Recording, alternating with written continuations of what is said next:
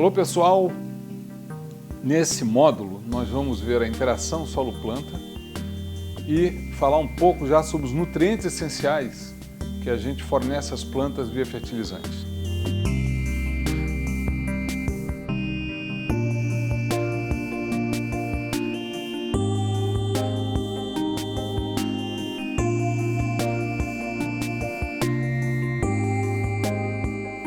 Então, a primeira coisa que a gente precisa ter muito claro é que a planta ela só vai absorver via raiz os nutrientes, o que tiver na solução do solo.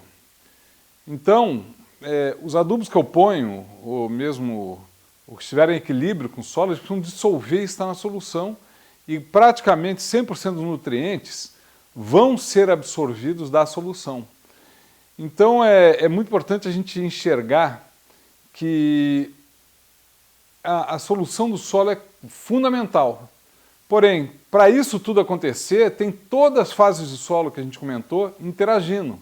Tanto os gases, quanto a fase líquida, que é a solução, a fase sólida, liberando nutrientes em equilíbrio com a fase líquida, para que a planta possa absorver. E a matéria orgânica, dando tudo que foi falado sobre matéria orgânica, mas também suprindo nutrientes, porque no momento que os micro-organismos mineralizam ela e transformam em nutrientes minerais, principalmente enxofre, nitrogênio e boro, a planta absorve, mas tudo em solução. Então a planta, sem a solução, ela não consegue praticamente absorver nutrientes e sofre muito. Bem, a gente vai dar uma olhada agora e vamos conversar um pouco sobre as denominações específicas, que são muito importantes. A relação fase sólida-solução. Então você tem a fase sólida, não é? Que tem as cargas e que essa fase sólida adsorve os nutrientes com as suas cargas, que a gente já comentou em outro módulo. Esses nutrientes estão em equilíbrio químico com a solução. Então, à medida que a planta vai absorvendo, o solo vai repondo na solução os nutrientes e a planta pode absorver.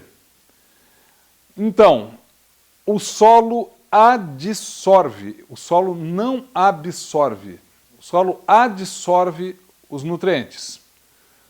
O solo disponibiliza nutrientes através da desorção. O nutriente ele é dessorvido da fase sólida, das suas cargas, e vai para a solução do solo. E a matéria orgânica, que também tem essa capacidade de adsorver e de dessorver, ela também pode mineralizar e liberar, quer dizer, os micro-organismos transformam a matéria orgânica, que é um complexo orgânico, mineralizam, transforma os nutrientes em minerais, que é como a planta consegue absorver.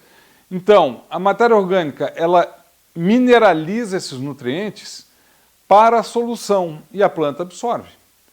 Então, essa relação da fase sólida com a solução se dá dessa forma que a gente está comentando aqui. Bom, agora a gente vai ver o contrário, da solução para a fase sólida. Eu coloco um adubo ou um nutriente via matéria orgânica ou qualquer coisa em que pode acontecer, depois a gente vai entrar em mais detalhes com isso, não é? Mas pode acontecer da própria matéria orgânica, se ela contiver muito carbono, dela imobilizar, por exemplo, ou principalmente o nitrogênio. Pode imobilizar enxofre e outros também, mas o nitrogênio, pelo que a gente sabe, é o que mais nos afeta aqui no Brasil. Bem, a solução do solo, quando você coloca, por exemplo, fósforo, ele dissolve, dependendo do adubo, muito rapidamente. E também ele vai entrar em equilíbrio com ele vai ser adsorvido pela fase sólida. Então, o nutriente ele se dissolve na fase líquida, o adubo se dissolve, mas a fase sólida, no caso do fósforo, é muito atrativo para o fósforo quimicamente ficar retido na fase sólida. E essa retenção pode ser fraca ou com o tempo se transformar muito, muito forte, muito rígida, e que esse fósforo é perdido e não volta para a solução, né? Que alguns chamam de fixação do fósforo, outros chamam de formação de fósforo não lábil, Mas o importante é a gente entender esse dinamismo todo, essa dinâmica entre a solução e a fase sólida do fósforo. Bem, é importante a gente também compreender, e isso vai ter impactos importantes na adubação, a forma como o nutriente chega perto da raiz. E essas formas, então, são chamadas, de interceptação radicular, em que a planta, quando cresce sua raiz, encontra-se com nutrientes na solução do solo e absorve esses nutrientes. Nós podemos ter também o fluxo de massa, que é muito importante, que é o quê? É o nutriente está dissolvido na solução, e à medida em que a planta absorve a solução do solo, ele carrega o nutriente junto. Porém, existem alguns nutrientes, isso é muito importante para o nitrogênio. Fósforo e potássio, por exemplo, é a difusão. O que é a difusão? Você tem, como eu falei, o fósforo absorvido na argila ou na matéria orgânica, e ele entra em equilíbrio, e a grande concentração dele está na fase sólida. Bem, à medida que a planta absorve o fósforo, a concentração dele diminui, imaginem, ao lado da raiz, e o solo repõe devagarinho essa concentração, o solo vai devolvendo por difusão.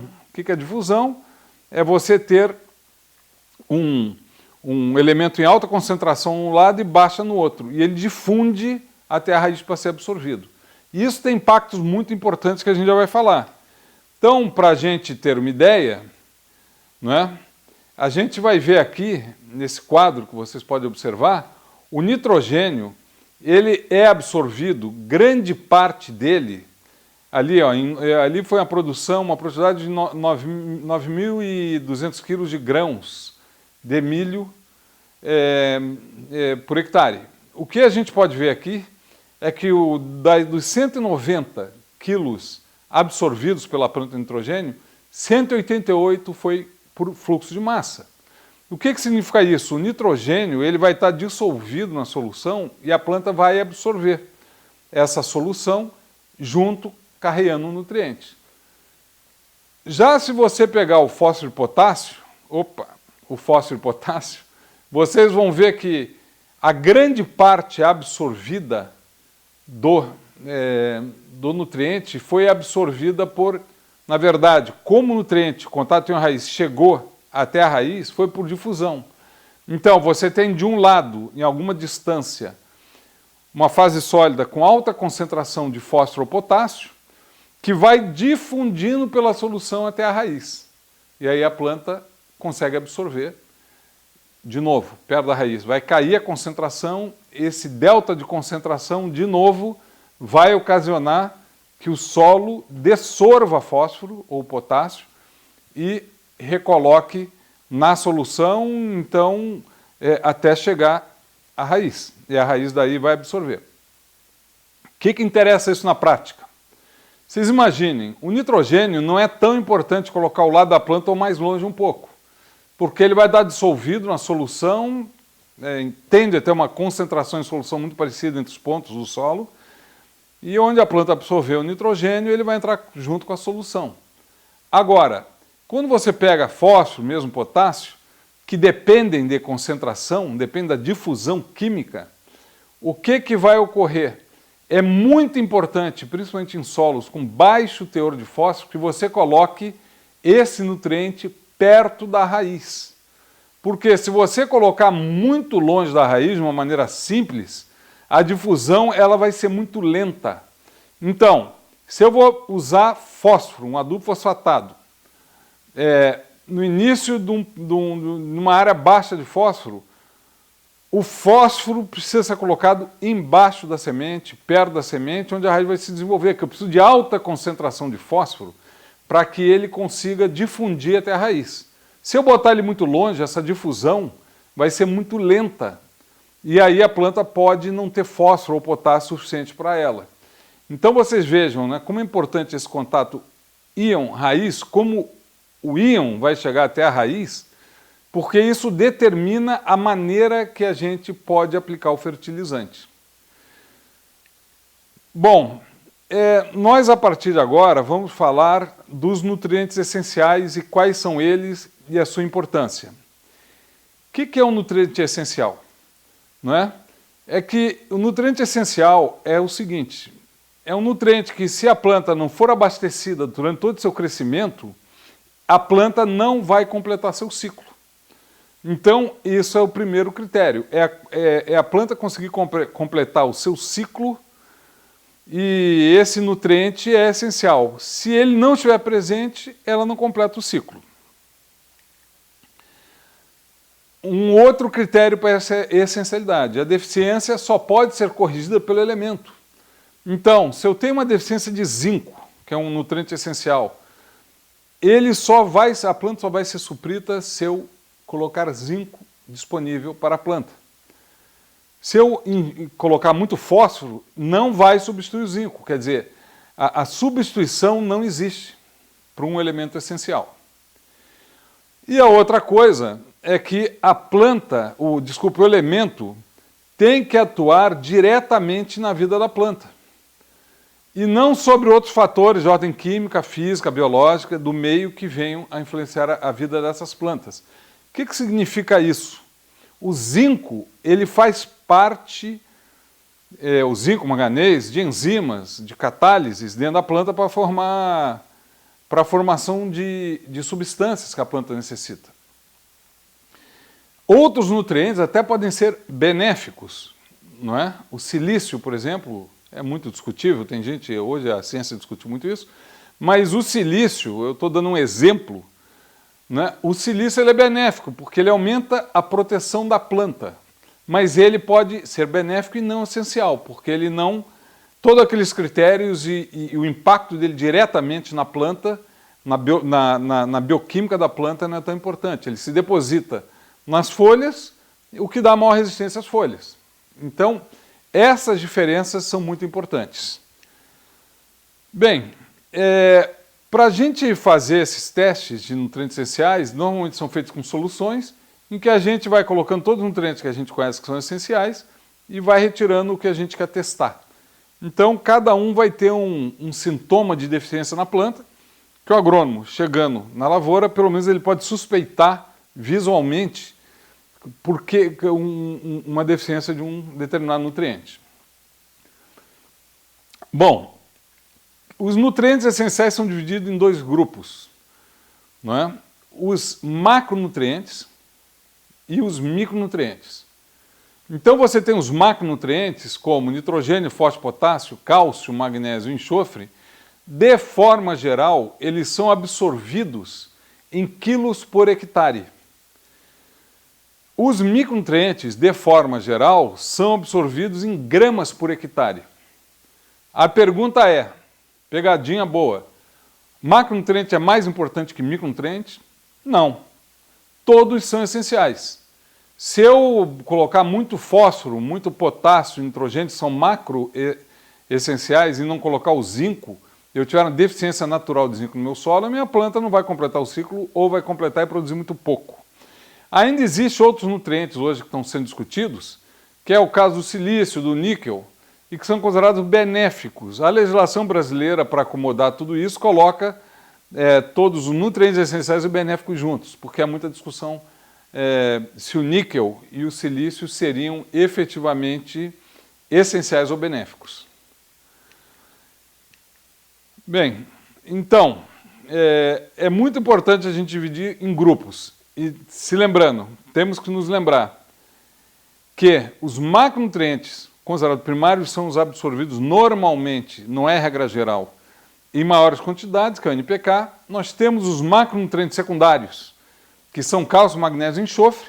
Alguns autores não aceitam mais essa divisão de primário e secundário, mas hoje ainda se fala bastante. E existem os micronutrientes essenciais, que é o caso de boro, cloro, ferro, manganês e outros. O que quer se dizer? A gente consegue produzir, por exemplo, em hidroponia, plantas sem colocar os outros. Colocando esses bem colocados em proporções corretas, né, em solução de solo e tendo uma boa raiz, a planta produz. Então a gente sabe que esses são essenciais ou benéficos. Mas o conceito de micro e macronutrientes é muito importante a gente fixar que todos são essenciais. As quantidades são diferentes, mas todos são essenciais para a planta produzir. Bem, lá em 1840, um químico, ele desenvolveu a lei do mínimo, que na verdade associa os nutrientes essenciais. A lei do mínimo, mostrada nesse caso aqui por um barril que vocês podem ver, essa lei do mínimo, o que é? O fósforo, nesse caso desse barril, ele é o limitante. Os outros não estão limitantes. Então, uma analogia que se faz, uma maneira de se mostrar, é que a produtividade, a colheita, vai ficar e vai se escoar, como vocês veem no desenho, vai se escoar pela limitação do fósforo. Então não adianta eu botar muito zinco, boro, o que quer que seja que não seja fósforo, porque se o limitante for o fósforo, tem que colocar fósforo, não adianta eu querer substituir. A produtividade vai ficar limitada ao nutriente limitante. Não é? Então isso se chama lei do mínimo. A lei do mínimo nada mais é do que imaginar que nós temos uma limitação do nutriente que eu não posso repor por outro. E que a minha lei e a minha planta, a produção, o crescimento dela vai ficar limitado a esse nutriente. Bom, e temos também uma lei muito importante dos rendimentos decrescentes, e nós que trabalhamos com adubo é muito importante a gente ver isso, em que vocês têm, né, no eixo dos X, a quantidade de fertilizante que eu aporto à planta, né, por hectare, qualquer nutriente, a expectativa é que funcione dessa maneira, e no eixo dos Y a gente tem a produção do milho, a produtividade em quilogramas por hectare. Então vocês veem o seguinte, quando o solo está muito pobre de um determinado nutriente, no zero, eu acrescento 50 quilos do determinado nutriente, vocês veem a curva, eu ganhei 722 quilos de produtividade. Então, de 0 a 50 eu ganhei 722. Vamos lá para o outro extremo. O outro extremo é, vamos imaginar, de os 50 quilos, os 450 quilos nos eixos dos X a 500 quilos. O meu ganho, na mesma quantidade de nutriente adicionada, foi 78, 79 quilos. Isso mostra o quê? Que se a planta está deficiente de um nutriente, quanto maior é a deficiência desse nutriente, o ganho de produtividade, ela é a lei dos rendimentos decrescentes. Cada vez o meu ganho de produtividade vai caindo com a adição desse nutriente. Então, nós precisamos ver a economicidade, hoje se considera, que não adianta eu botar, nesse caso aqui, eu vou dar um exemplo, 500 quilos e produzir 79 quilos de grãos. Provavelmente, eu estou fazendo uma ilação aqui, esses 50 quilos não pagariam os 79 quilos de grão produzido. Quer dizer, de 450 a 500 quilos eu botar adubo, provavelmente ele não se paga, ele é antieconômico. Por isso que é um conceito muito importante, que a gente vai ver em análise de solo, mas que é baseado nisso aqui, a gente quer o quê? Que o produtor rural tenha o máximo de retorno sobre o seu investimento. Então, de forma geral, não dá para generalizar, não dá para todos os casos, mas, de forma geral, a expectativa do maior retorno econômico é diferente do maior retorno da maior produção técnica de grãos, por exemplo. Então, normalmente, nós queremos produzir 90%, ao redor de 90% do potencial que essa planta tem para produzir. Porque a partir daí, o adubo que eu coloco, ele acaba sendo deficitário. Eu não ganho mais do que eu coloco, aí não vale a pena colocar. Então, de forma geral, essa lei ela é muito importante, o conceito dela, para a gente entender uma análise de solo que a gente não quer a máxima produção técnica, e sim a máxima produção econômica, e isso a gente vai falar mais tarde, que é baseado nisso aí. Os nutrientes que eu coloco, eu preciso ter o maior retorno possível sobre o dinheiro investido neles. Ok? Bem, e os lucros também. O lucro está ali, ó, pegando ali a ideia da figura anterior, o lucro, ele é muito grande no adubo, lá no início da curva, que a planta está muito deficiente, E ele, depois com o tempo, cada vez é menos lucro. Por quê? Porque cada vez, a cada quilo que eu adiciono de adubo, a produtividade cada vez aumenta menos na proporção do nutriente adicionado. Então, esse conceito a gente vai ver em análise de solo, mas que a gente precisa cuidar bastante, né, devido à sua importância. Uma coisa prática importante, que vocês vão ver nessa figura, é essa questão. Os nutrientes, quando eu vou numa lavoura e vejo algumas deficiências, isso a gente vai ver mais profundamente quando a gente for ver os nutrientes de forma individuais em outros módulos, mas os nutrientes, por exemplo, o N, o P, o K e o magnésio, normalmente os macronutrientes, com exceção, tem uma outra exceção, como fosse o enxofre e o cálcio, mas os macronutrientes, a maioria deles, aparece a deficiência nas folhas velhas. Então, se eu vou numa lavoura e observo que nas folhas velhas elas estão com sinais de deficiência de alguns nutrientes, é possível, o mais provável que seja macronutriente entre esses aí, nitrogênio, fósforo, potássio, magnésio. Por quê? Porque à medida que a planta precisa de um macronutriente na parte superior dela, ela desloca da folha lá de baixo, lá para cima, para as folhas. Então, onde aparece a deficiência é onde não vai ter o nutriente, que são nas folhas mais velhas. Já os micronutrientes, todos, mais cálcio e enxofre, aparecem nas folhas novas. Por quê? Porque eles não são móveis. Então, se a minha planta está deficiente de boro, a primeira deficiência que vai dar é na parte de cima da planta, nas folhas novas, porque o boro, como ele é pouco móvel, ou não é móvel, ele vai estar retido na folha velha, e ele não se mobiliza, ele não se movimenta para as partes novas da planta.